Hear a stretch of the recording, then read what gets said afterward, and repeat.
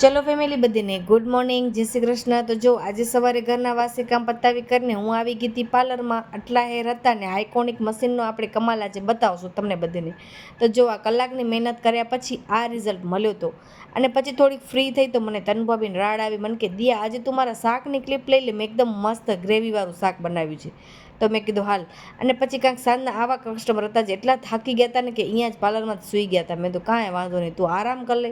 પછી હેર કર્યા અને પછી રાતના વરી પાછું 11:30-12 વાગ્યા સુધી મારું આ બધું હાલતું હતું, થોડુંક રેડી કરવાનું ને થોડુંક એવું બધું હતું. અને પછી ગયા એને પછી મારી ચેરની ક્યાંક આ હેન્ડલ હોય ને નીકળી ગયો હતો. તો મેં પતિદેવને કીધું કે તમે આ સરખો કરી દો ને ટકામાં વાર આવશે કે નહીં આવે કાંઈ ખબર પડતી નથી, આવે પાછા રિપીટ. અને પછી બીજા બધા કામ હતા. કેટલું હોય છે યાર, અગડમ બગડમ હાલ્યા રાખે આજકાલને. કપડાં સુકાતા નથી, વરસાદ ચાલુ પડ્યો છે ને એટલા માટે. ને 11:30 વાગે કપડાં પ્રેસ કરવાના હતા.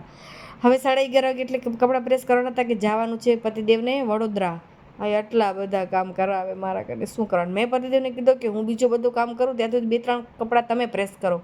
પણ એમાં થયું એવું કે 1-1.5 વાગ્યા સુધી અમે જાગ્યા કર્યા પછી જવાનું જ કેન્સલ થઈ ગયું. એટલે થેલો ભરેલો એમને એમ રહી જવાનો કે જાશે કે શું કેવી ખબર. પણ ફાઇનલી પછી ખબર પડી ગઈ કે હવે જવાનું કેન્સલ છે, એટલે પાછો થેલો ખાલી કરવાનો.